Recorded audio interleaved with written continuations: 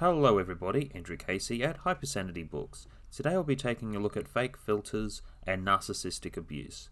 We're more looking at the show Kevin Can F Himself. With this review, I'll keep it clean.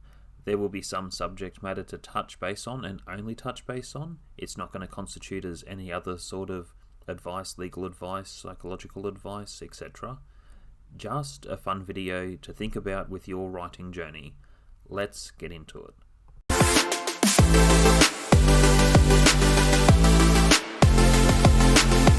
Number 10. Inspiration for the antagonist. What the hell is going on here? We're training. You were fast asleep. I was rushing between sets. And you, how can you let this happen? I'm awake. Please don't tell my wife.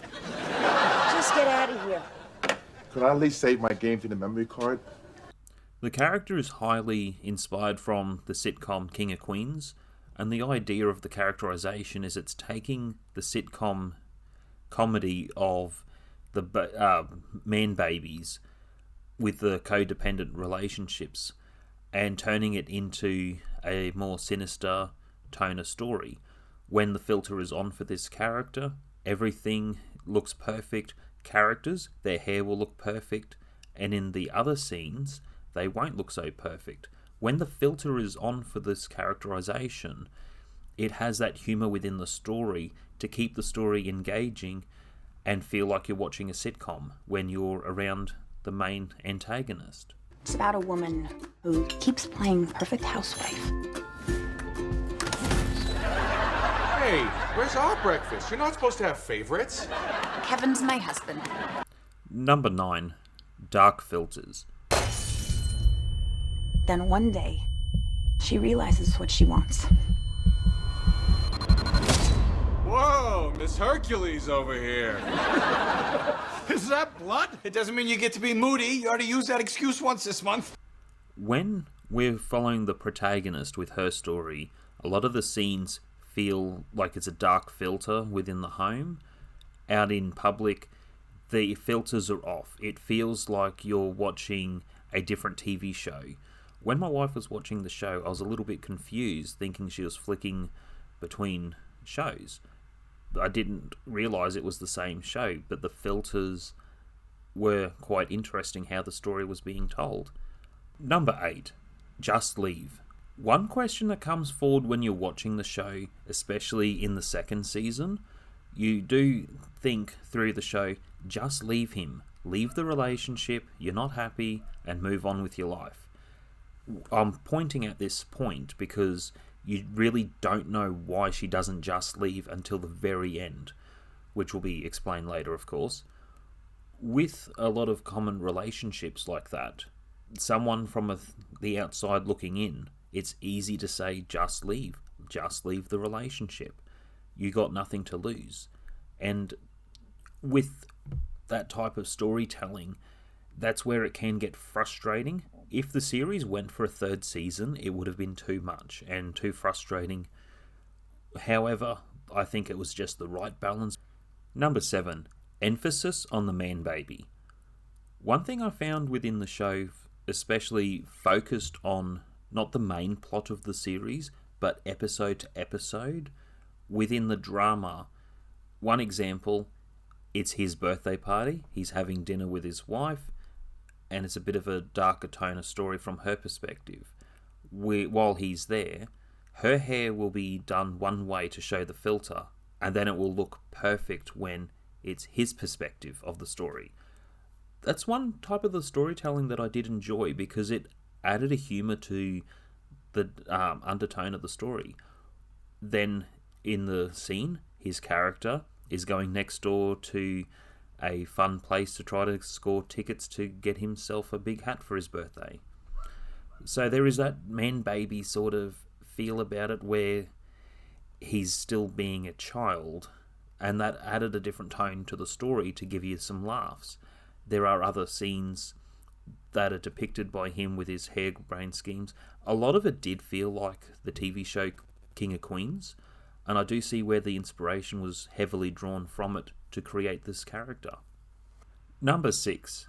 The Inner Circle. You are who you hang around with. You're the product of the 5 people you spend the most time with. One thing that gave the story the tone, just like a normal sitcom, was the closest people within the family. Within the household, he has the next door neighbour, which is his friend, and his sister that comes in occasionally. She's more of the triagonist of the story, working in with the protagonist. So there are some conflicts between characters and how they end up working together. Within the sitcom feel, Kevin's father also lives with them, and it adds into that sitcom humour, as if that is what you're watching. So within, as suggested, if you were writing a book like this, I would recommend it between chapters, like a romance novel, between his chapter, then back to her chapter. That's how I'd write it.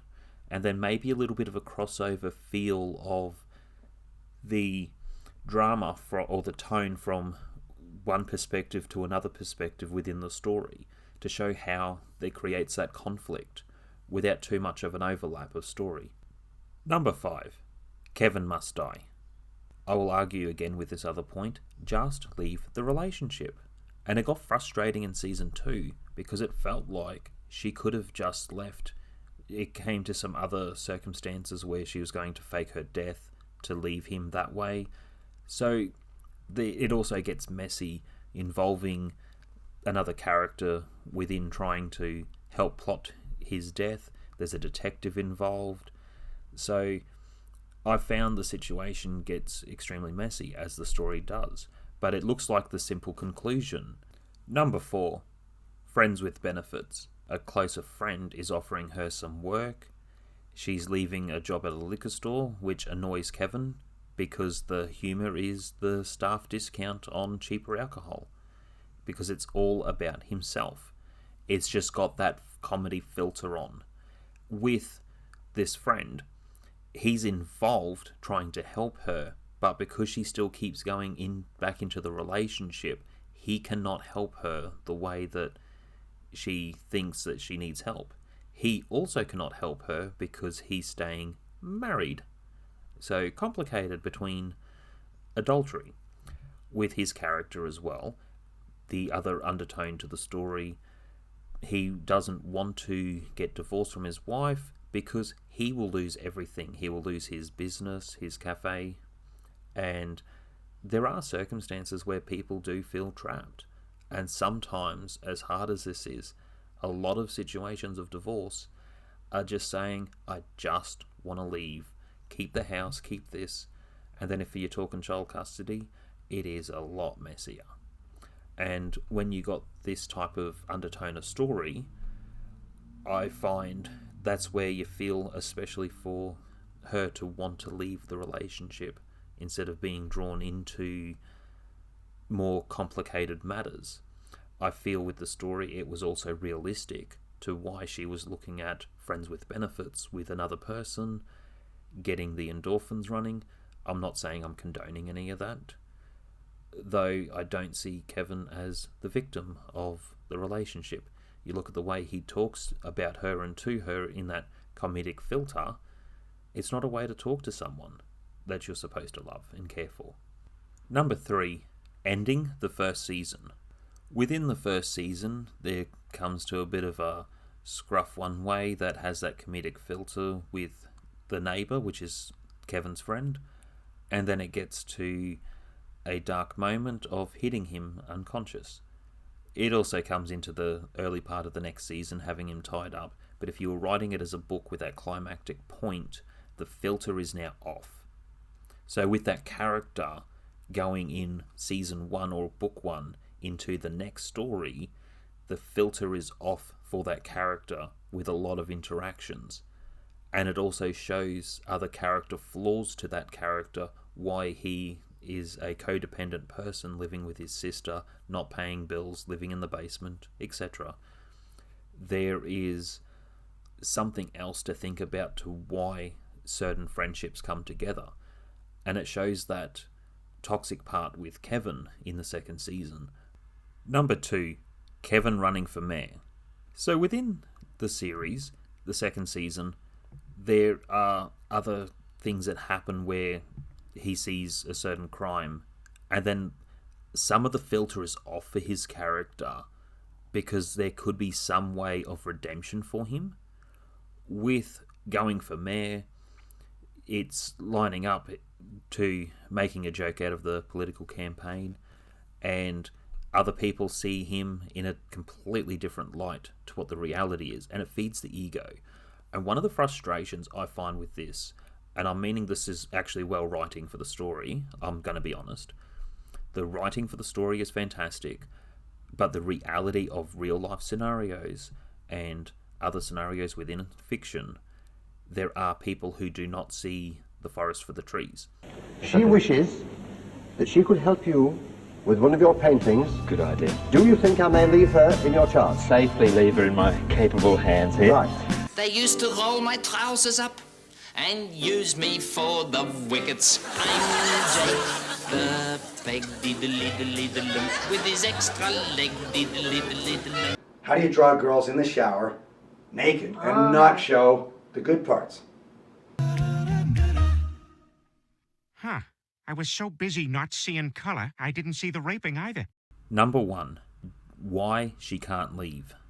Within the end of the story, she did fake her death, he had a new girlfriend, and then she had herself revealed to face him, and it came to the filter being completely off. There were no filters within the story for both perspectives, and the story is happening at the same time. I want a divorce. Sorry, I thought you said divorce. I did. And what he says to her, he will destroy her for leaving him.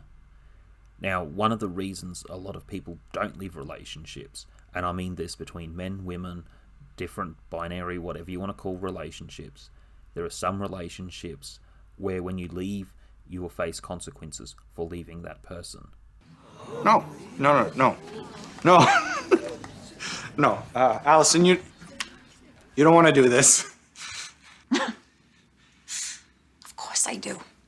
And there are a few examples to why this is more frightening. And then when I see some other real-life examples and see child custody involved with separating from toxic people, the filters are off and you see people for who they really are, especially when they use children. And I think with 90% of different divorces and child custody cases, one thing society around the world needs to look at is why people have the children and why other people are fighting for the children.